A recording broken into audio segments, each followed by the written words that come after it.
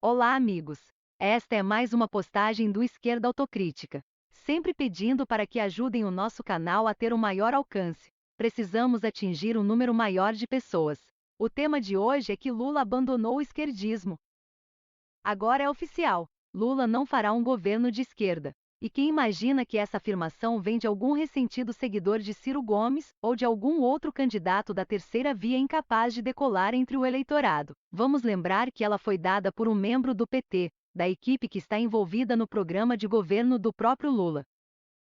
A declaração foi dada pelo ex-governador do Piauí, Washington Dias, que é um dos coordenadores de campanha de Lula. Segundo Dias, Lula fará um governo de coalizão, promovendo um diálogo entre diversos setores da sociedade. Lula fará um governo voltado ao social, mas sem deixar de considerar os interesses do empresariado e do mercado financeiro. Empresários e trabalhadores terão um peso igual no debate sobre questões trabalhistas, a ser mediado, segundo anunciou Lula, pelo vice-geral do Alckmin.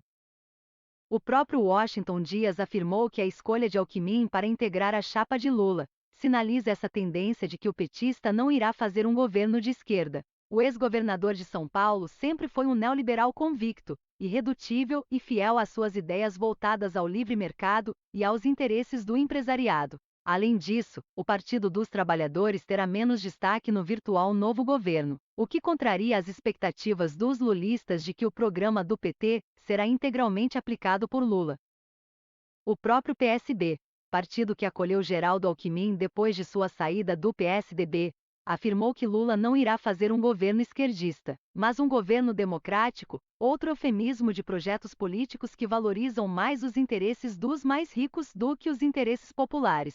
E Lula, que esteve muito à vontade reunindo ou mandando seus representantes para encontros com grandes empresários, consagrou essa tendência ao atrair para seu apoio nomes do mercado ou do meio jurídico e político que estavam associados ao governo Michel Temer.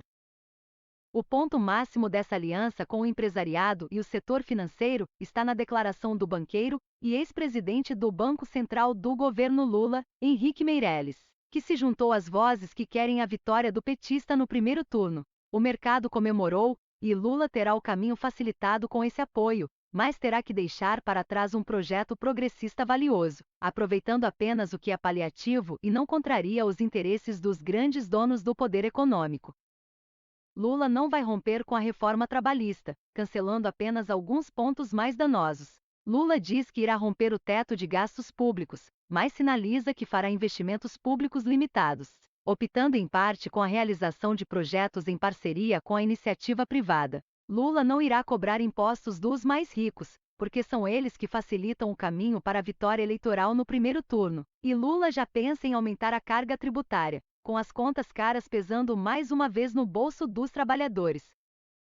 Enquanto Lula afirma que os empresários e banqueiros, que sempre ganharam muito dinheiro no governo do petista, continuarão com esse privilégio, o candidato do PT não irá aumentar os salários de maneira significativa, mas com acréscimos inferiores a R$ 150 a cada ano, levemente acima da inflação que tende a ser baixa. Lula também prometeu conceder valor baixo de R$ 600 no Bolsa Família e o mesmo no auxílio emergencial, que será permanente. E quando muito haverá apenas um acréscimo de R$ 150 para cada criança menor de 6 anos vivendo em uma família.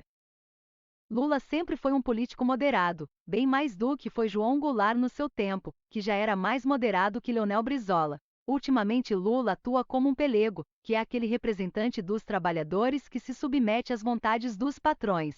E a campanha deste ano mostra que a imagem daquele Lula de esquerda, que empolga as massas, está extinta, apesar dela ser explorada exaustivamente em sua campanha. Afinal, Lula tem que atrair um número máximo de eleitores, não é mesmo?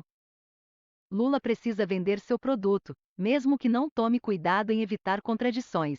Daí que muita gente imagina que o antigo Lula dos sindicatos pode conviver harmoniosamente com o Lula moderado que fala com os empresários. Isso é um grande erro, que levará à ilusão de que, com Lula eleito presidente do Brasil, a nova onda esquerdista se consagrará na América Latina. As próprias esquerdas latino-americanas dos últimos anos já nem são tão esquerdistas assim, atuando num projeto neoliberal assistencialista e formalmente democrático. Não devemos esquecer que as elites neoliberais do Brasil, composta de empresários, banqueiros e outros privilegiados, são gananciosas. E, até pouco tempo atrás, aplaudiram o desmonte de direitos trabalhistas e sociais do governo de Michel Temer, além de permitirem a ascensão ao poder de Jair Bolsonaro. Como é que essas elites vão passar, assim de repente, a ficarem encantadas com projetos de recuperação de direitos trabalhistas, de fortalecimento do Estado e de medidas de combate às mesmas desigualdades sociais que garantem os privilégios que fazem esses mesmos donos do poder econômico se sentirem diferenciados na sociedade? Essas elites não se tornaram altruístas. O altruísmo não é um dom do instinto humano. As elites continuam egoístas e gananciosas. É ingênuo e estúpido acreditar que as elites conservadoras passaram a apoiar Lula por causa do povo pobre que passa fome e não tem casa nem emprego. Não, Lula tem o apoio dessa classe da ganância e do privilégio, porque o petista prometeu que não irá atrapalhar os lucros exorbitantes dessas elites. Lula já demonstrou que seu programa de governo irá dar aos pobres sem tirar dos ricos, oferecendo às classes populares apenas migalhas e paliativos. Tendo como um grande freio político o vice Geraldo Alckmin, Lula terá dificuldades de inserir propostas mais ousadas em seu projeto político de centro. Mesmo sob o pretexto democrático, sob a alegação de que será bom para o Brasil, Lula não conseguirá realizar propostas realmente transformadoras para a vida do povo brasileiro, tendo muito mais obstáculos para fazer algo mais que oferecer migalhas e paliativos. Como lembra o Washington Dias que citamos no começo deste vídeo, Lula tem a maior frente interpartidária de todas as campanhas presidenciais em que participou, o que significa uma série de compromissos que prejudicam o projeto mais progressista. Lula contraiu dívidas políticas muito grandes.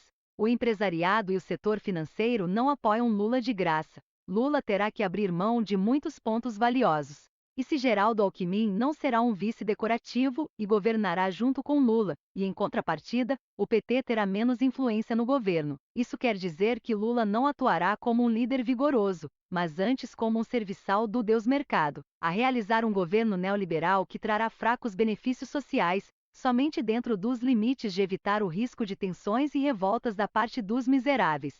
Não é desta vez que o Brasil será feliz de novo. Por hoje é só. Curtam, compartilhem, façam sua inscrição e ajudem nosso canal a ter um maior alcance. Agradeço a atenção. Um abraço a todos.